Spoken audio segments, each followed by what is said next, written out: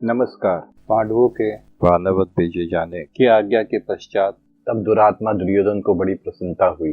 भरत श्रेष्ठ, उसने अपने मंत्री पुरोचन को एकांत में बुलाया और उसका दाहिना हाथ पकड़कर कहा, पुरोचन, ये धन धान्य से संपन्न पृथ्वी जैसी मेरी है वैसे ही तुम्हारी भी है, अतः तुम्हें इसकी रक्षा करनी चाहिए।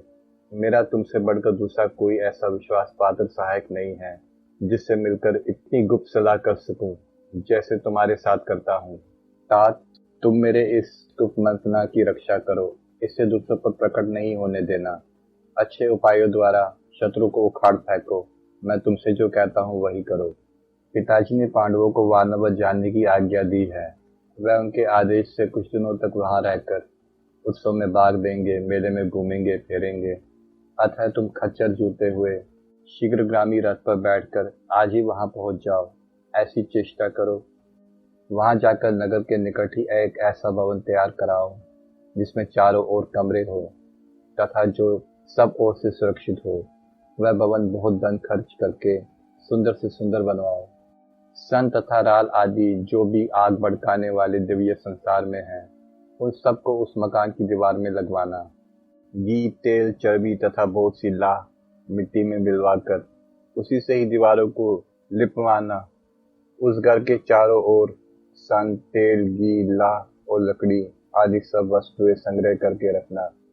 अच्छी तरह से देखभाल करने पर भी पांडवों तथा दूसरे लोगों को भी इस बात की शंका न हो कि ये घर आग भड़काने वाले पदार्थों से बना है। इस तरह पूरी सावधानी के साथ उस राजभवन का निर्माण कराना चाहिए। इस प्रकार महल बन जाने पर जब पांडव वहां जाए तब उन्हें करीबी मित्रों सहित बड़े आदर सत्कार से उसी में रखना। वहां पांडवों के लिए दिव्य आसन, सवारी और शैया आदि की ऐसी सुंदर व्यवस्था कर देना जिसे सुनकर मेरे पिताजी संतुष्ट हो जाए। जब तक समय बदलने के साथ ही अपने अभिष्ट कार्य की सिद्धि न हो जाए तब तक सब काम इसी तरह करना चाहिए कि वारणावत नगर के लोगों को इस विषय में कुछ भी ज्ञात न हो सके।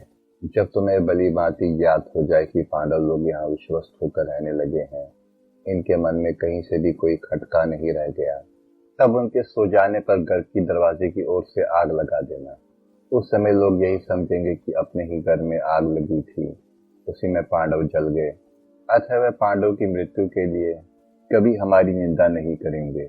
पुरोचनों ने दुर्योधन के सामने वैसे ही करने की प्रतिज्ञा की एवं खच्चर से जुटे हुए शीघ्रगामी रथ पर आरूढ़ होकर वहां से वारणावत नगर के लिए प्रस्थान किया। वारणावत में शीघ्र ही पहुंचकर पुरोचनों ने राजकुमार दुर्योधन के कथा अनुसार सब काम पूरा कर लिया। उत्तम व्रतधारी पांडवों ने अत्यंत दुखी होकर जाने से पहले पितामह भीष्म के दोनों चरणों का स्पर्श किया। तत्पश्चात राजा धृतराष्ट्र, द्रोण, कृपाचार्य, विदुर तथा दूसरे बड़े बूढ़ों को प्रणाम किया। इस प्रकार क्रमशः सभी वृद्ध कौरवों को प्रणाम करके समान अवस्था वाले लोगों को हृदय से लगाया। फिर बालकों ने आकर पांडवों को प्रणाम किया। इसके बाद सभी माताओं से आज्ञा लेकर और उनकी परिक्रमा करने के बाद तथा समस्त प्रजा से भी विदा लेकर वह वारणावत नगर की ओर प्रस्थित हुए।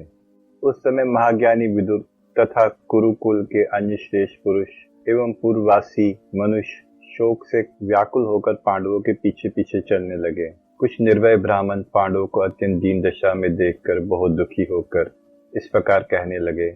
अत्यंत मंदबुद्धि कुरुवंशी राजा धृतराष्ट्र पांडवों को सर्वथा विषम दृष्टि से देखते हैं, धर्म की ओर उनकी दृष्टि नहीं है।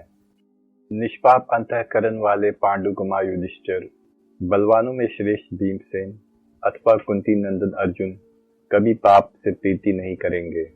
वैसे ही दोनों माद्री कुमार भी कैसे पाप कर सकेंगे। पांडवों को अपने पिता से जो राज्य प्राप्त हुआ, धृतराष्ट्र उसे सहन नहीं कर रहे हैं। इस अत्यंत अधर्म युक्त कार्य के लिए भीष्म जी कैसे अनुमति दे रहे हैं। पांडवों को अनुचित रूप से यहाँ से निकालकर जो रहने योग्य स्थान नहीं है उस वारणावत नगर में भेजा जा रहा है। फिर भी भीष्म जी चुपचाप इसे क्यों मान लेते हैं।